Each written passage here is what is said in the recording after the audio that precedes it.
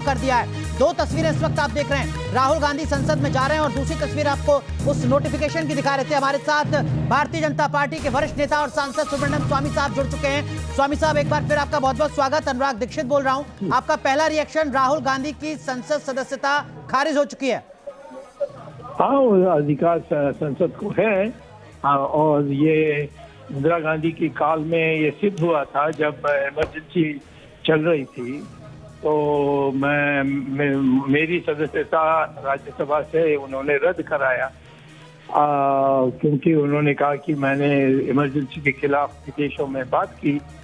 तो जब आपने उस समय किया है तो आज उसका परिणाम आपको भुगतना पड़ रहा है, तो इसमें रोने की क्या बात है। 6 साल के लिए घर में बैठे हैं या पार्टी बनाए, उसको पार्लियामेंट में वैसे भी कुछ बोलता नहीं है, आता बहुत कम, तो पार्लियामेंट की क्या जरूरत है राहुल गांधी को रहने के लिए। सर, लेकिन कांग्रेस पार्टी के कुछ जो प्रवक्ता होंगे, नेता होंगे, वो कहेंगे, मल्लिकार्जुन खड़गे का बयान भी आ गया है, वो कह रहे हैं कि देखिए विपक्ष की आवाज को दबाया जा रहा है, हमें बोलने नहीं दिया जा रहा है। तो इमरजेंसी में जब ये लोग इंदिरा गांधी ने दबाया, उस समय ये क्यों नहीं बोले। उस समय मेरा जो मेंबरशिप खारिज किया था तो आपने कहा ये वाइड है, पार्लियामेंट को अधिकार है, ये सब आपने कहा था। तो मैं ये पूछना चाहता हूँ कि ऐसी चीजों में जो पाप होती है वो तो फिर आकर आपको ही मारती है ना।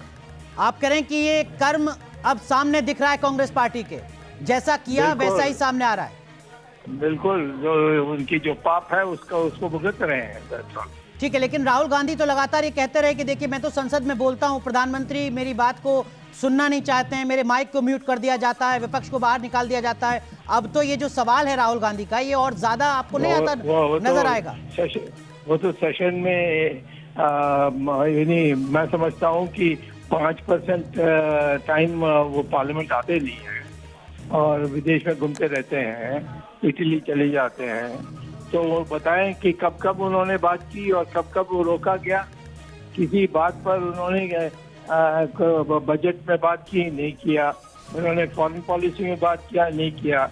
और जब ऐसे खड़े हो जाते हैं, बोलने लगते हैं, तो उसमें हल्ला गुल्ला होता है, तो उनको उस समय तो बोलने नहीं देते। तो इसमें कोई नई बात नहीं है। उनका जो कर्म है उसको देख लो, क्या पार्लियामेंट में इनका कंट्रीब्यूशन है। भारतीय जनता पार्टी के कई नेता हैं जो कह रहे हैं कि राहुल गांधी के इस बयान से जो ओबीसी समुदाय है उसकी भावना को भी ठेस पहुंची है। क्या आपको लगता है कि राहुल गांधी जो जाने अनजाने बोल गए उससे पॉलिटिकल नुकसान भी उनको काफी हो सकता है आने वाले वक्त में? पहले तो मैं सबको हिंदू मानता हूं, परंतु एक समुदाय को इन्होंने निशाना बनाया जो मोदी नाम के समुदाय है। तो वो तो बड़ी आपत्तिजनक थी और कोर्ट ने उनको सजा दी है। अब पार्लियामेंट ने कहा कि ये पार्लियामेंट की गरिमा खत्म कर दी ऐसे बात करके। मेंबर ऑफ पार्लियामेंट तो सब समुदाय के प्रतिनिधि होते हैं जी, तो उसमें ये उनको दंड मिली है। सर, आप कानून के जानकार भी हैं और पार्लियामेंट्री सिस्टम का आपको बहुत लंबा अनुभव भी है।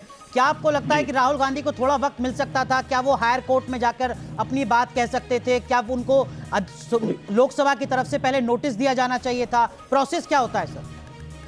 नहीं, ऐसा कोई नोटिस पहले भी नहीं हुआ था। जब मेरी इमरजेंसी में मेरे साथ हुआ उस समय तो कोई नोटिस नहीं था, और जब मैंने टाइम मांगा उसको भी उन्होंने मना कर दिया। उन्होंने कहा नहीं, टाइम कुछ नहीं मिलेगी, अब विदेश छोड़कर अभी आऊँगा तो गिरफ्तार होऊंगा। वो भी गारंटी देने के लिए तैयार नहीं कि हम गिरफ्तार नहीं करके आप पार्लियामेंट आ सकते हैं। बट फिर भी उन्होंने नवंबर मास 1974 में या 76 में उन्होंने मेरी इसको रद्द कर दिया था। ठीक है, लेकिन तब तो ये कानून नहीं था ना सर, अगर मैं सही हूं तो? नहीं, कानून तो ये पार्लियामेंट को मेजॉरिटी से अपनी पार्लियामेंट कैसे चलाना है, उसके सदस्य कौन होंगे, वो तो पार्लियामेंट का अधिकार है जी। इसमें कोई कानून में लिखी हुई कानून नहीं होगी, ये परंपरा है पार्लियामेंट का। इसमें उन्होंने ही पहले ये शुरू किया था और अब वो आकर उनको वही पाप उनको मार रही है, तो उससे आप क्यों घबरा रहे हैं? मुझे ऐसा लग रहा है आपकी बात सुन के कि आप व्यक्तिगत तौर पर बहुत ज्यादा खुश हैं।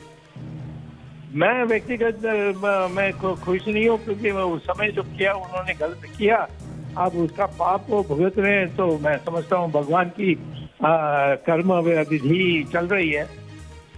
तो जब वो गलत था तो अब सही कैसे हो सकता है सर? मैं कहाँ सही कह रहा हूँ, मैंने कहा कानून के अनुसार है जी, पार्लियामेंट की जो विधि है उसके अनुसार है। ठीक है, इन्होंने लेकिन कर दिया है जी, तो इसीलिए इनको अधिकार विरोध करना का अधिकार नहीं है।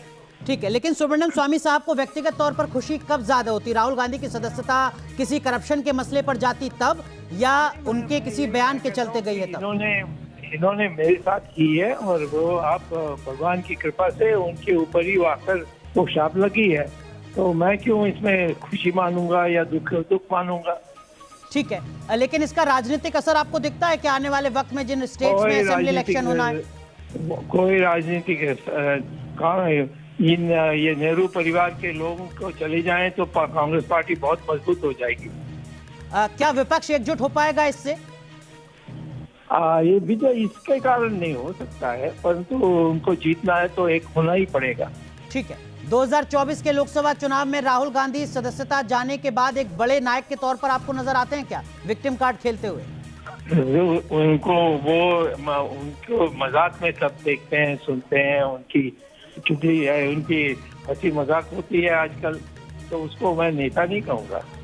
और उनको कोई अपना कर्म से आए नहीं है, उनके परिवार के नाम पर वो आज अपने को कहते हैं हम नेता हैं, उसको कोई मानने के लिए तैयार नहीं है। सर, वो चुने हुए सांसद हैं, आप कह रहे हैं मैं राहुल गांधी को नेता ही नहीं मानता। चुने हुए सांसद हैं, परंतु अमेठी से हारने के बाद वहाँ केरल में जाकर जीते, तो ये कौन सी जीत है?